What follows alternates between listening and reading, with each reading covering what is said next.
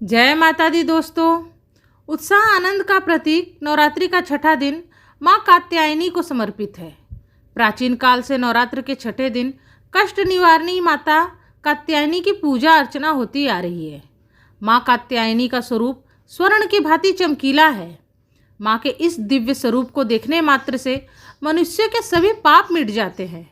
माता के इस स्वरूप की उपासना करने से भक्तजन शारीरिक रोगों से मुक्त हो जाते हैं। उनका गृहस्थ जीवन भी सुखमय रहता है।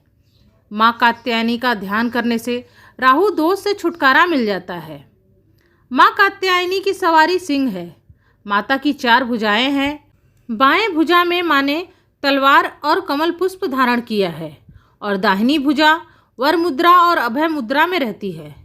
माँ सभी बुराइयों को नाश करने वाली एक योद्धा देवी हैं। नवरात्रि के छठे दिन माँ कात्यायनी की पूजा का अत्यधिक महत्व है। माता शक्ति, ज्ञान, साहस का प्रतीक है। जो उनकी पूजा करते हैं वो सर्वगुणों से संपन्न रहते हैं। माँ कात्यायनी की आराधना से नकारात्मकता का विनाश होता है। माँ अपने भक्तों को शुद्ध और स्वच्छ हृदय का वरदान देती है। ऐसी भी मान्यता है कि माँ कात्यायनी की एकाग्र मन से पूजा अर्चना करने से विवाह में उत्पन्न हो रही समस्याएं भी दूर हो जाती हैं। हिंदू मान्यता के अनुसार माँ कात्यायनी का जन्म कात्या वंश में ऋषि कात्यायन के घर हुआ था। ऋषि कात्यायन माँ दुर्गा के अनन्य भक्त थे। उन्होंने माता दुर्गा को पुत्री रूप में प्राप्त करने के लिए घोर तपस्या की। देवी माँ उनसे प्रसन्न हुई और उन्हें वरदान भी दिया।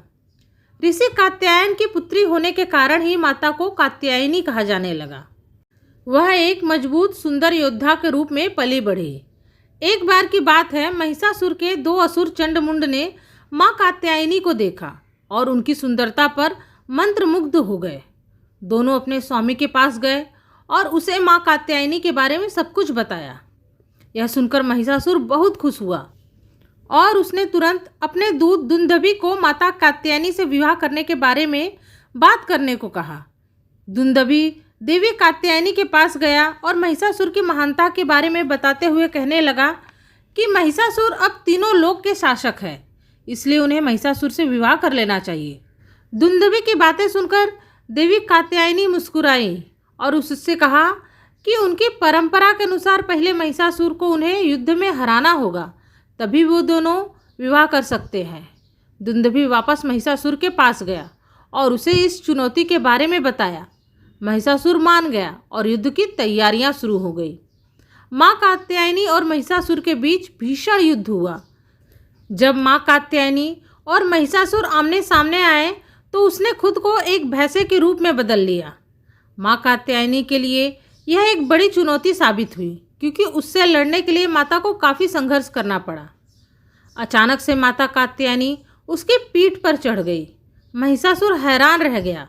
उसने खुद को हिलाकर माता को गिराने के बहुत प्रयास किए, किंतु असफल रहा।